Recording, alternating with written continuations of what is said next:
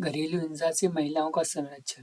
घरेलू हिंसा से महिलाओं का संरक्षण अधिनियम कब का? 2005। कब का है? 2005। घरेलू हिंसा अधिनियम, घरेलू हिंसा अधिनियम कब अधिनियमित हुआ? अधिनियमित कब हुआ? 13 सितंबर 2005। 2005 कब हुआ? 2005। लेकिन एक बात बहुत अच्छे से याद रखनी है, लागू कब कब हुआ? 2006। लागू कब हुआ? 2006।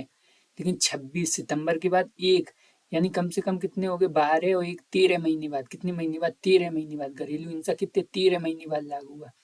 धाराएं यानी 26 अक्टूबर 2006, 26 अक्टूबर 2006, 26 अक्टूबर 2006, यानी उस ईयर में लागू नहीं हुआ, नेक्स्ट ईयर में लागू हुआ है, नेक्स्ट ईयर में लागू हुआ है। इसके बाद टोटल जो सेक्शन है, टोटल सेक्शन कितने? 37। टोटल सेक्शन कितने? 37। टोटल जो चैप्टर है, टोटल चैप्टर कितने? 5। टोटल चैप्टर कितने इसमें? 5। टोटल चैप्टर कितने? 5। ये इसका उद्देश्य क्या है? ये एक्ट परिवार के भीतर हिंसा से पीड़ित महिलाओं की सुरक्षा, सिक्योरिटी, अधिकारों की संरक्षक, प्रोटेक्शन के लिए है। ये एक्ट, इसका उद्देश्य क्या है? यानी इस एक्ट का उद्देश्य यानी घर के भीतर जो महिलाओं की सुरक्षा, सिक्योरिटी का अधिकार देती है, यानी ये एक्ट देता है हमें। इसके बाद सेक्शन ए यानी धारा 1 क्या कहती है? यानी धारा 1 संक्षिप्त नाम, यानी संक्षिप्त नाम, विस्तार और प्रारंभ, यानी संक्षिप्त, इसका संक्षिप्त नाम क्या है, विस्तार कहाँ कहाँ तक है और प्रारंभ कहाँ कहाँ तक है, यानी इसका प्रारंभ भी बताती है।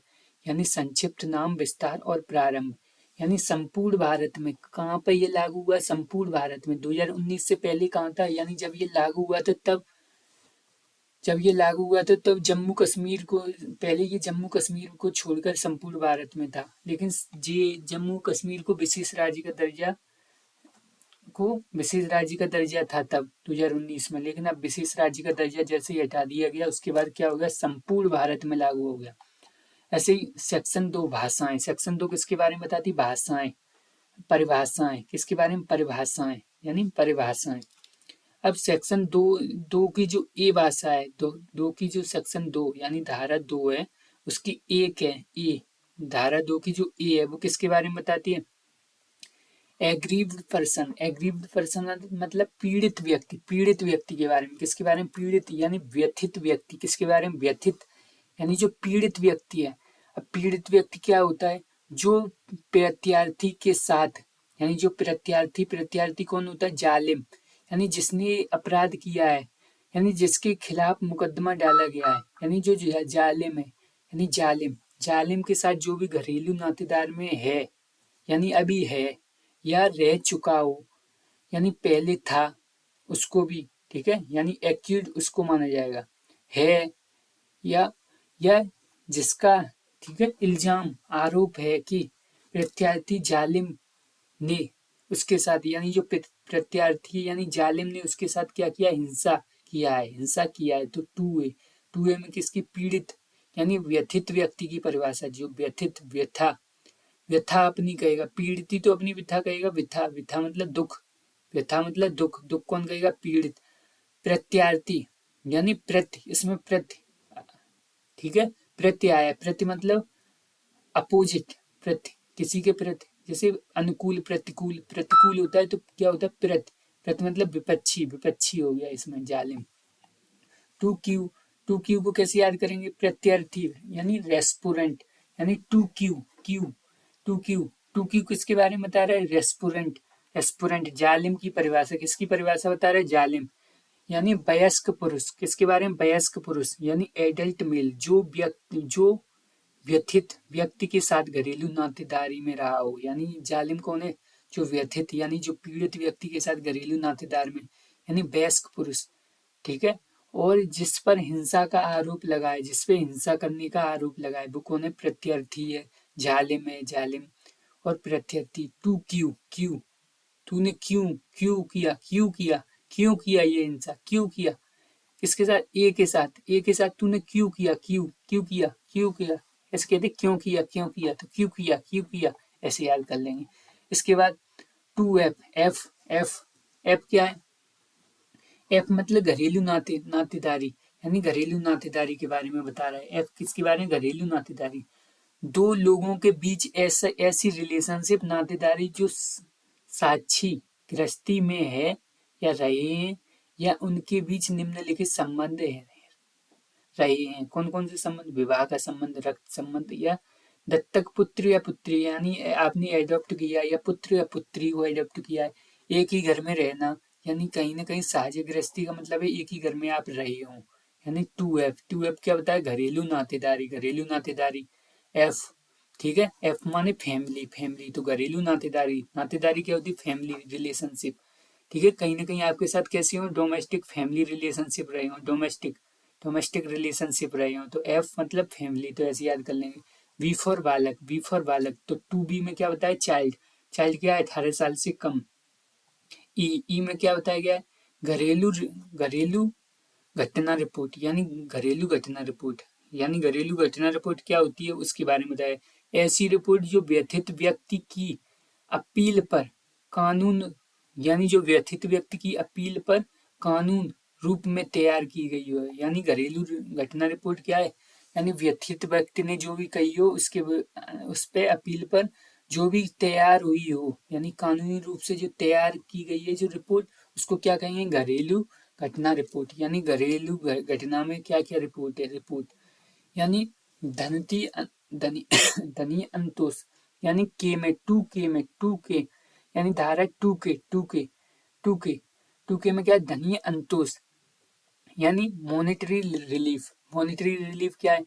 ऐसा प्रतिकर, यानी कंपेंसेशन जो मजिस्ट्रेट द्वारा प्रत्यर्थी, यानी प्रत्यर्थी जालिम, जालिम से व्यथित व्यक्ति को हिंसा के परिणाम स्वरूप खर्च या नुकसान की भरपाई के लिए दिया जाता है। यानी जो दंड दिया गया है किसके द्वारा? मजिस्ट्रेट के द्वारा दंड दिया गया है कि आपको जो व्यथित व्यक्ति है उसके हिंसा के परिणाम स्वरूप आपको इतना खर्चा देना है, उसको भरपाई करनी है, वो क्या होगा? धनीय अंतोष, धनीय अंतोष किस में बताया गया? 2K में। किस में बताया गया? 2K में बताया गया। किस में बताया गया? 2K में। उसके बाद धारा जो 3 है, यानी इसमें एक चीज बहुत ज्यादा इंपॉर्टेंट, घरेलू हिंसा में जो धारा 3 है वो परिभाषाओं के बारे में बता रही है। घरेलू हिंसा की परिभाषा बता रही है, वो तो परिभाषाएं वैसी हो गई सब चीजों की, यानी जो जो पॉइंट आएंगे उसमें वो परिभाषाएं। लेकिन घरेलू हिंसा की यदि परिभाषा पूछी जाए तो आप 2 नहीं कहेंगे, क्या कहेंगे? 3। कौन सी? 3, यानी परिभाषाएं देख के तुरंत आपको 2 लगने लगता है, परिभाषाएं 2 लेकिन 2 नहीं है, इसमें 3 है। यानी घरेलू हिंसा की परिभाषा अगर बात करेंगे तो किसमें? 3 में। उसके बाद घरेलू हिंसा की परिभाषा, यानी डेफिनेशन ऑफ डोमेस्टिक वायलेंस, यानी डोमेस्टिक वायलेंस की परिभाषा 3 में जो बताई है उसमें क्या क्या आता है? व्यथित व्यक्ति का कोई ऐसा कार्य, यानी कोई ऐसा कार्य, लोप मतलब यानी जो आपको करना चाहिए वो आपने नहीं किया, तो लोप या आचरण हिंसा या गठित करेगा यदि व्यथित व्यक्ति के साथ निम्नलिखित दुर्व्यवहार हो, यानी ये व्यवहार उसके साथ हो। क्या? शारीरिक शोषण हो उसके साथ, यानी प्रत्यर्थी के साथ क्या क्या हुआ हो, यानी प्रत्यर्थी के साथ या कोई कार्य हुआ हो, कोई लोप हुआ हो, कोई आचरण हुआ हो, कोई दुर्व्यवहार, कोई हिंसा हुई हो। निम्नलिखित कुछ दुर्व्यवहार है वो भी बताएं, जैसे शारीरिक हिंसा, यानी शारीरिक मारपीट वगैरह, लैंगिक शोषण हुआ हो, मौखिक एवं भावनात्मक शोषण हुआ हो, ठीक है, यानी आपको गाली गलौज, भावनात्मक आपकी भावना को कोई ऐसी बात कही हो जिससे ठेस पहुंची हो, या आर्थिक शोषण, आपको आर्थिक रूप से क्या शोषित किया जा रहा है, यानी जो आपको जितना आपको खाने पीने के लिए और वो दिया जाना चाहिए वो नहीं दिया जाए, तो वो किस में आएगा? आर्थिक शोषण में आएगा। इसमें डिटेल में हम पढ़ते हैं क्या शारीरिक शोषण क्या है। ये ऐसा कार्य का आचरण जहाँ व्यथित व्यक्ति शारीरिक पीड़ा हो उसको, जीवन अंग और स्वास्थ्य को खतरा हो, उसको शरीर को पीड़ा हो, जीवन को खतरा हो, अंग को कोई, और स्वास्थ्य को खतरा हो और जीवन स्वास्थ्य पर सीधा असर पड़े, वो भी आ जाएगा किसमें? शारीरिक शोषण में। लैंगिक शोषण कैसा? ऐसा आचरण जहाँ महिला की गरिमा, रेस्पेक्ट या अपमान, तिरस्कार, स्वाभिमान या कलंकित होना, या ये क्या होगा? लैंगिक उत्पीड़न। उसके बाद मौखिक और भावनात्मक शोषण कैसे हो जाएगा? मौखिक क्या होगा? अपमानित करना, ठीक है, अपहास करना, कैसा करना? अपहास करना, अपमानित करना और तिरस्कार करना, ठीक है। भावनात्मक यानी गाली देना, ठीक है, लड़का पैदा न होने पर अपमानित करना, ये कैसा भावनात्मक शोषण। मौखिक शोषण, अपमानित करना, तिरस्कार करना ये।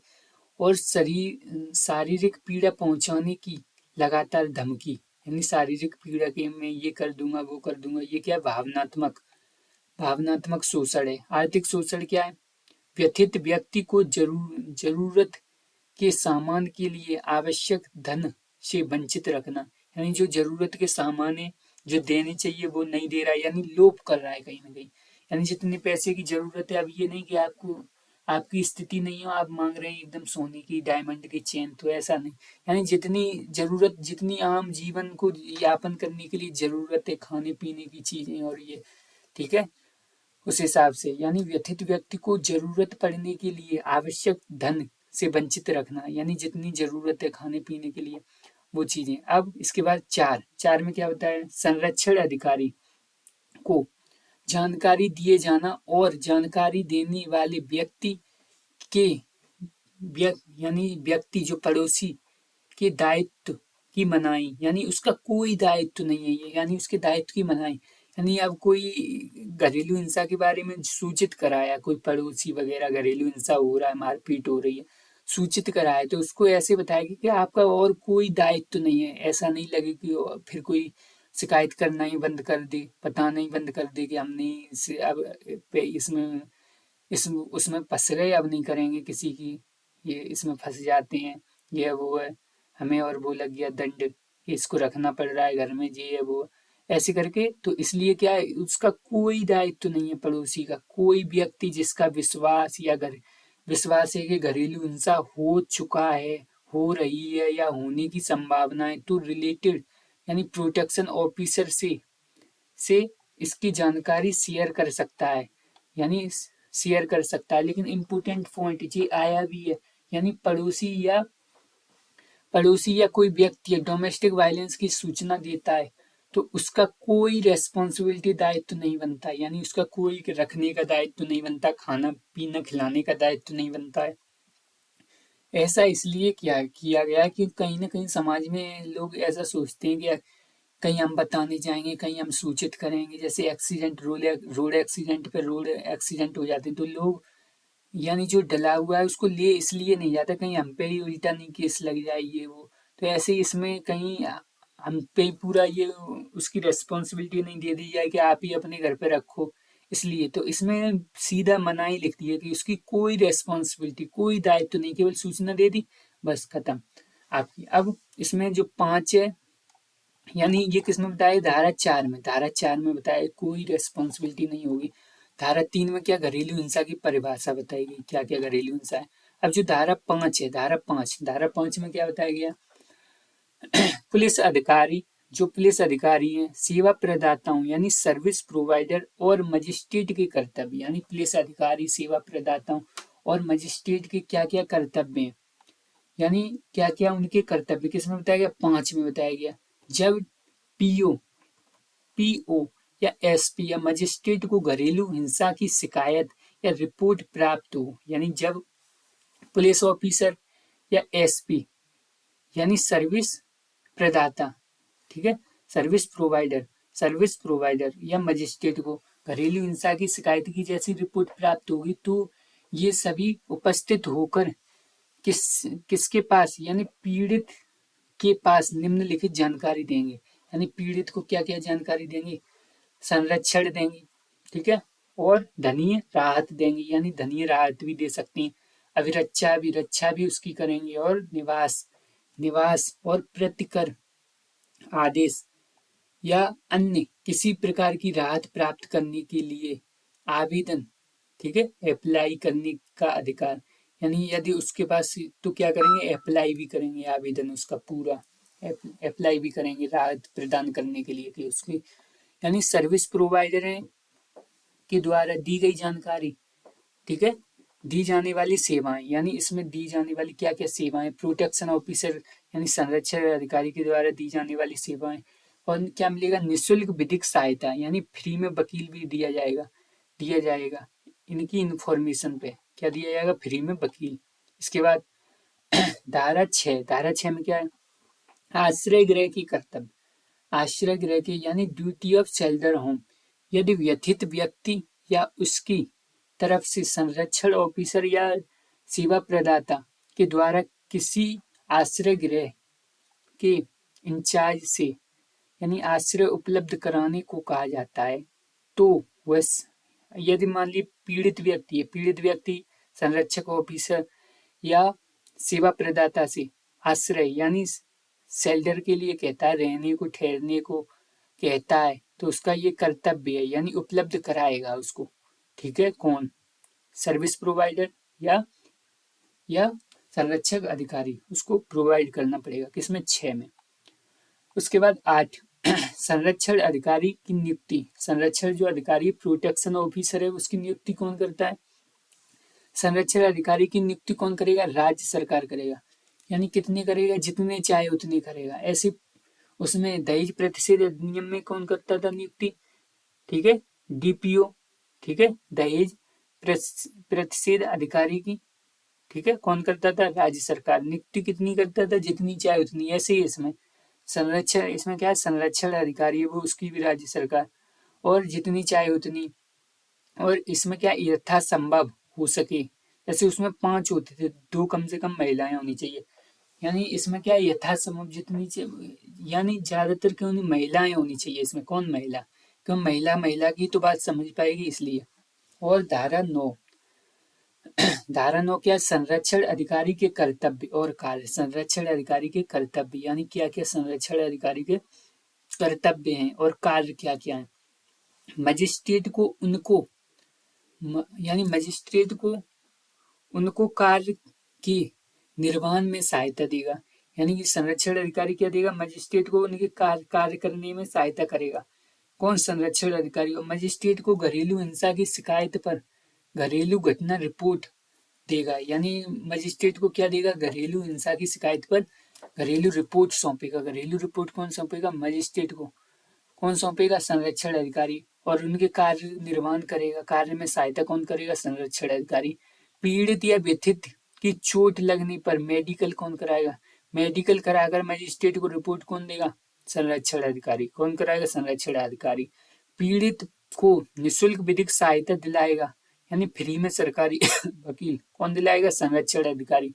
तो संरक्षण अधिकारी का क्या ये काम है? मजिस्ट्रेट को अप्लाई, यानी जो मजिस्ट्रेट को अप्लाई करना, यानी पीड़ित या व्यथित व्यक्ति तरफ से करेगा। यानी मजिस्ट्रेट को अप्लाई करेगा कौन? यानी व्यथित व्यक्ति अगर कर नहीं पा रहा है, पीड़ित व्यक्ति कर नहीं पा रहा है, तो उसकी तरफ से कौन करेगा? संरक्षण अधिकारी क्या करेगा? अप्लाई करेगा मजिस्ट्रेट को। यानी जो भी वो होगी प्रोसेस, वो कौन करेगा? संरक्षण अधिकारी करेगा। अब धारा 10 में क्या? सेवा प्रदाता, सर्विस प्रोवाइडर की परिभाषा। सर्विस प्रोवाइडर क्या कौन होता है? कोई रजिस्टर्ड कंपनी, कोई ऐसी कंपनी जो रजिस्टर है, जो महिलाओं के अधिकारों यानी राय एवं हितों या वेलफेयर के लिए काम करती है। यानी जो भी महिलाओं की सुरक्षा यानी वेलफेयर, सोशल वेलफेयर होते हैं महिलाओं का संरक्षण के लिए, वो कौन है? सेवा प्रदाता यानी सर्विस प्रोवाइडर। ठीक है, कोई भी रजिस्टर्ड कंपनी हो सकती है, राज्यसभा, केंद्र सरकार या राज्य सरकार द्वारा मान्यता प्राप्त कंपनी। यानी क्या क्या सेवा प्रदान करती है? चिकित्सीय सेवा प्रदान करेगी और विधिक सेवा प्रदान करेगी। 2 सेवाएं किसमें? 10 में बताएगी। सेक्शन 11 में क्या? सरकार या गवर्नमेंट के कर्तव्य। गवर्नमेंट के क्या क्या कर्तव्य हैं, यानी जो सरकार है उसके क्या क्या कर्तव्य हैं वो बताया गया। 12 में क्या बताया गया? मजिस्ट्रेट को अप्लाई, यानी आवेदन, यानी अप्लाई टू मजिस्ट्रेट, यानी मजिस्ट्रेट को अप्लाई कर दिया। उसके बाद व्यथित व्यक्ति या संरक्षक अधिकारी या अन्य व्यक्ति मजिस्ट्रेट को आवेदन कर सकेगा। यानी मजिस्ट्रेट को अप्लाई के बारे में बताया गया, कौन कौन अप्लाई कर सकेगा। अभी हमने ऊपर बताया था कौन कौन कर सकता है। व्यथित व्यक्ति खुद कर दे, संरक्षक अधिकारी उसकी तरफ से कर सकता है, और संरक्षक अधिकारी की नियुक्ति किसने की थी? राज्य सरकार ने की थी। यथासंभव हो सके तो महिला होनी चाहिए संरक्षक अधिकारी, या अन्य कोई व्यक्ति मजिस्ट्रेट को क्या करेगा? अप्लाई करेगा। सुनवाई कब होगी? मजिस्ट्रेट को अप्लाई प्राप्ति की डेट से, यानी जैसे मजिस्ट्रेट को अप्लाई हो जाएगा, यानी अप्लाई प्राप्त हो जाएगा, उसकी डेट से 3 दिन, कम से कम यानी 3 दिन कम से कम समय में, ठीक है, पहली बार डेट देनी होगी, यानी कम से कम 3 दिन में। कितने दिन में? 3 दिन में। जो फैसला कितने दिन में निपटारा होगा? पहली हियरिंग के 60 दिन की अवधि के भीतर, यानी 2 महीने में। 2 महीने में क्या कर देंगे? पूरा निपटारा कर देंगे, यानी बहुत जल्दी। ट्रायल्स बहुत जल्दी जल्दी हो रही हैं इसमें, यानी इसमें थोड़ी सी भी बारीकी नहीं छोड़ी जा रही है। यानी 3 दिन में तो क्या हो रहा है, यानी मजिस्ट्रेट की 3 दिन बाद तो सुनवाई हो जाएगी। कितने दिन बाद सुनवाई? 3 दिन बाद। और 60 दिन में क्या हो जाएगा? पूरा प्रयास होगा कि 60 दिन में निपटारा हो जाए। पूरा प्रयास। धारा 13 में क्या है? सूचना की तामील। सूचना की तामील, सुनवाई की डेट की जानकारी। सुनवाई की डेट की जानकारी इसमें बताई गई है। अब मजिस्ट्रेट, मजिस्ट्रेट किसको देगा? मजिस्ट्रेट देगा किसको? संरक्षक अधिकारी को। संरक्षक अधिकारी को देगा, ठीक है। पीओ, पीओ जिसको बोलना है, प्रोटेक्शन ऑफिसर। और प्रोटेक्शन ऑफिसर किसको देगा? यानी रेस्पोरेंट को देगा, यानी प्रत्यर्थी, यानी जो जिसको सम्मन भेजना है। सूचना की तामील, जैसे सम्मन भेजना है ना, उसको भी तो बुलाना है कि आपके खिलाफ मुकदमा टल गया है कोर्ट में। किसको? जो पीड़ित कर रहा है, यानी जो पीड़िता को जो पीड़ित कर रहा है जो व्यक्ति, उसको सूचना, यानी जालिम जिसको बोला गया है, प्रत्यर्थी, ठीक है। उसको सूचना कौन देगा? संरक्षक अधिकारी।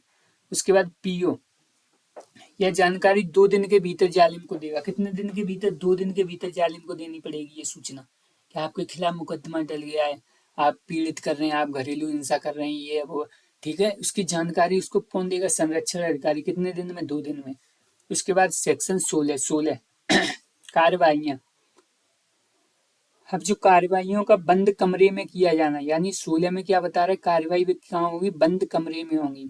मजिस्ट्रेट या पक्षकार की इच्छा पर, यानी यदि मजिस्ट्रेट या पक्षकार की इच्छा पर कार्रवाइयों को बंद कमरे में संचालित कर सकेंगे।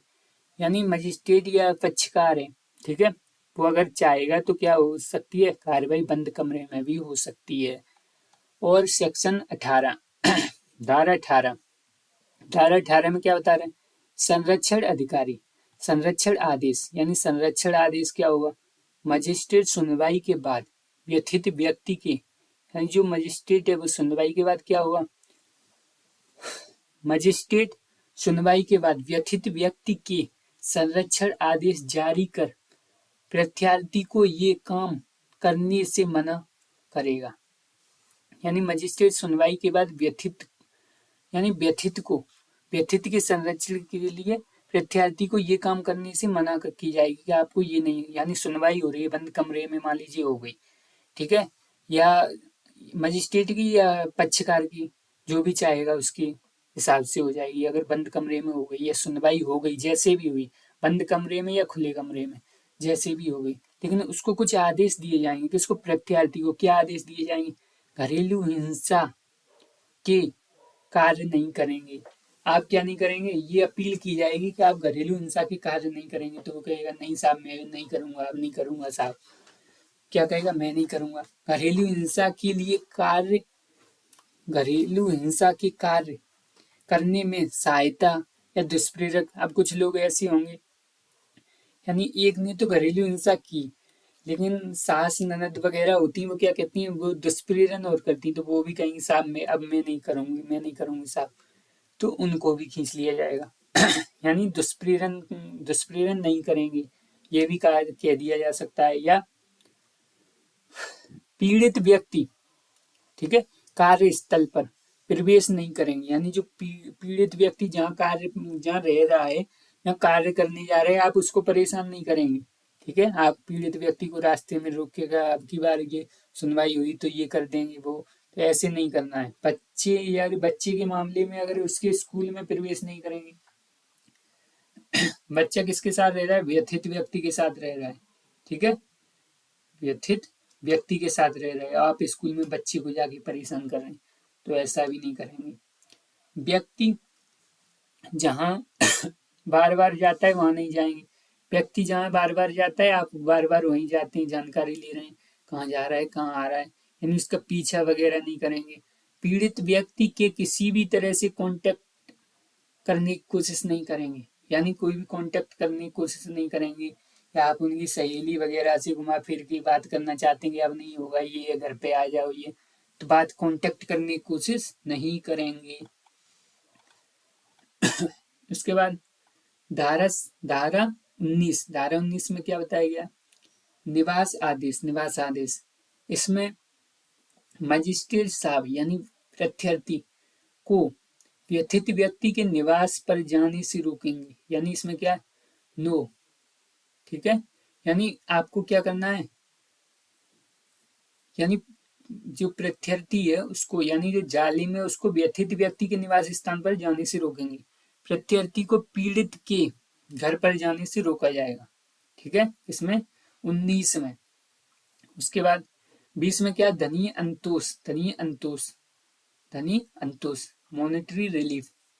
अब इसको कैसे याद करेंगे, घरेलू हिंसा से पीड़ित व्यक्ति या व्यथित व्यक्ति, यानी घरेलू हिंसा से जो पीड़ित व्यक्ति है या व्यथित व्यक्ति है, उसकी संतान को कोई, ठीक है, संतान को हुई हानि या क्षति, यानी संतान को या उसको खुद को क्षति के लिए मजिस्ट्रेट प्रत्यर्थी को, यानी जो जालिम है उसको धनी अंतोष देने को कहेगा, मॉनेटरी रिलीफ देने को कहेगा। आपको प्रतिमाह इतनी रुपया खर्च देना है तो वो देना पड़ेगा। और क्या, कौन सा खर्च, जैसे चिकित्सीय, हाथ पैर तोड़ दिए उसने या कुछ, तो चिकित्सीय जितना खर्चा आएगा वो। आपने फ्रिज कूलर ही तोड़ दिया है तो इसमें अगर संपत्ति का नुकसान होगा तो वो भी भरपाई करनी पड़ेगी, या और भरण पोषण का खर्चा देना पड़ेगा। खर्चा की भरपाई भी करनी पड़ेगी, जो भी खर्चा है उसकी क्या करनी पड़ेगी, भरपाई करनी पड़ेगी। यानी आपने बेड कूलर जो आपको दहेज वगैरह में मिला था वो भी आपने तोड़ दिया तो वो। और धारा 21, धारा 21 में क्या बताया गया, अविरक्षा आदेश। यानी अविरक्षा आदेश बच्चे की, ठीक है, अविरक्षा यानी अविरक्षा आदेश, यानी बच्चे की कस्टम, ठीक है, मजिस्ट्रेट द्वारा व्यथित व्यक्ति या उसकी ओर से आवेदन करने वाले को अस्थायी अविरक्षा दे दी जाएगी। यानी जो उसने, आप ये नहीं, या बच्चे को, बच्चे की कस्टडी, ठीक है, यानी इसमें क्या बताया गया, अविरक्षा यानी बच्चे की अविरक्षा, यानी बच्चों की या जिसने भी जानकारी दी है उसकी क्या की जाएगी, अविरक्षा की जाएगी। आप उसको परेशान नहीं कर सकते जिसने ये जानकारी दी है। व्यथित व्यक्ति या उसकी ओर से आवेदन करने वाले अस्थायी अविरक्षा दे दी जाएगी उसको। उसके बाद प्रत्यर्थी को संतानों से मिलने के लिए मना कर सकता है, यानी प्रत्यर्थी को अगर संतान है उससे भी मिलने को मना किया जा सकता है, यानी संबंध अच्छे नहीं है किसी भी स्थिति में, ठीक है। अब ये देख लेते हैं कितना रह गया, थोड़ा सा,